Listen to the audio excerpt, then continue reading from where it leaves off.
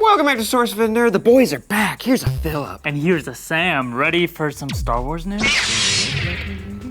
It's not a lightsaber.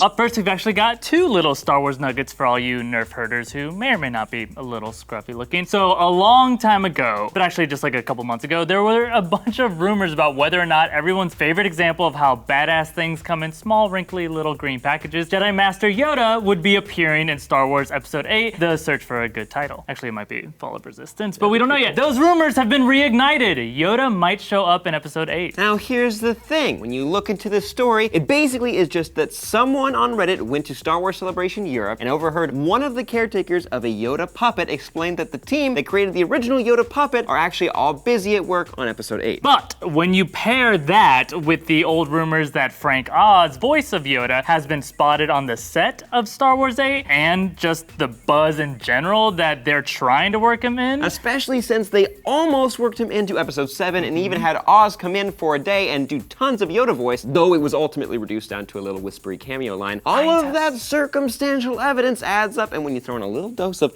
optimism, we've got a whole new hope that Yoda will appear. But actually, we don't want to debate those boring details about, is this person lying, or set visits don't mean that much, or Yoda, whatever. We actually have two questions that we want to dive into with you all. One, if, and let's hope when, Yoda does appear, why do you think it'll be? We all know that Luke Skywalker and Yoda Yodington go together like blue milk and a bantha tit. So if Luke is troubled and at the end of Force Awakens, he has that like 1,000-yard stare like he's seen some shit, it would make total sense that he'd need the counsel of his old mentor Yoda to once again guide him. Though he notoriously doesn't always listen to that counsel. Cue Luke Skywalker turned evil at the end of Empire Strikes Back theories, but we'll talk about that another time. No way, that just changed my mind. But big ol' hut butt. If you watch Star Wars Rebels, you know that, as we've seen with Ezra, Yoda can appear in Jedi temples to young Jedi needing help finding their way. And well, we do have a brand new Jedi in the form of Rey, and Sith Lord knows she doesn't have any idea of anything, so could he actually appear to her like his voice did in her vision in the last movie and help guide her? In fact, I'm gonna go even more out on a limb and remind us that in Rebels, Yoda appears to Ezra right around the time he's working on his badass blaster lightsaber. So if this one is going back to Luke right now, well, Rey's gonna need her own, and Yoda could help her make it. Okay, so that's one question though. If Yoda comes back, why? To help Luke come out of retirement, or to help Rey like he helped her father or uncle or whatever they end up deciding Luke might be? Spoilers, maybe? Okay, but question 2 here, if they bring back Yoda, what do you think, puppet or CGI? Now, before you say that nothing can beat the original puppet, we all know the original puppetry doesn't age so well. And if you're not sure which you prefer, check this out before and after from Phantom Menace, because they initially did it with puppetry and then changed it to CGI. What do you think is better? Which one? Quick.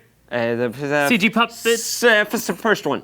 Second one. Fuck it. I didn't like when he flipped in the second movie. Okay. And just before we move on, a quick other Star Wars tittle-bit. Ian McDiarmid, the actor that has played Emperor Palpatine forever, has just confirmed something pretty big about Rogue One.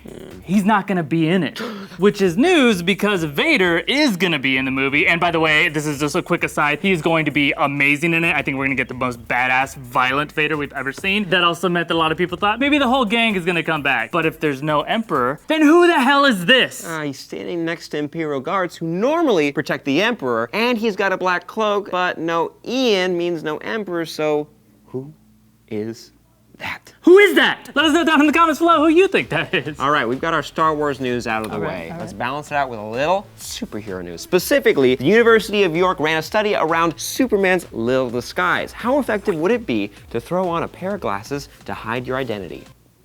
We're waiting for an answer. The university gathered up 59 participants, that's like a lot, and showed them 3 photos. One of someone with glasses, one without glasses, and an image of someone wearing glasses paired with someone who wasn't. According to the study, 80% of the participants could tell the separate photos were of the same people, but when they were shown side-by-side comparisons of glasses versus non-glasses, percentage dropped to 74%. A 6% difference doesn't sound like a lot. When you apply that to the general population, that means millions of people could be duped by Clark Kent. So, if you happen to have only seen Superman as he blurred by real quick, and maybe you like once saw Clark Kent's photo in the back of the Daily Planet, then you might not know that they're the same person. But people close to both Clark and Supes, you're just stupid. Like really Really fucking stupid. Fanboys will probably come forward and say that, yeah, but Clark took acting lessons and he didn't let anyone know that he had a secret identity, and he changes his posture a little bit, maybe blurs his face a little bit, but come on, Lois. Hashtag come on, Lois. How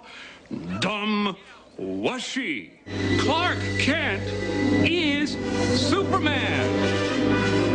Keeping on with DC news, it looks like we might get another superhero show about a DC hero. Currently, we've got 4 TV shows on the CW about him, but now there's a rumor flying around that a 5th might be coming down the pipeline. Greg Berlanti, the man behind the curtain for all things Flareverse. Supergirl, Legends of Tomorrow. Fuck, I was distracted by that beautiful kiss. Supergirl, Legends of Tomorrow, Flash, Arrow. Thank you. Has been working with Mara Brock Akil and Salim Akil to develop a series centered around Black Lightning and pitch it to the network. So the former of those two people having worked on Being Mary Jane and other series, so they're actually pretty legit. They're pretty legit. For those of you who are unfamiliar with this character, Black Lightning popped up in DC Comics back in the 1970s, but he has a kind of tricky history. Originally, he was known as the Black Bomber, a character who would transform from a racist white man into a black superhero. Racist white man into a black superhero.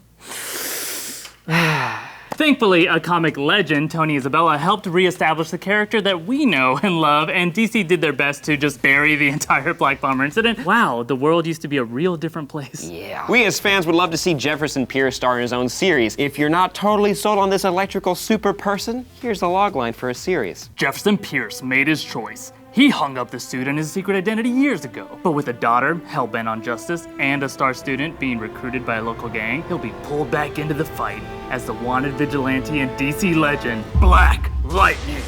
Kind of sounds cool. You should also do the voice for the ads if you'd like to. Probably not. Oh, okay.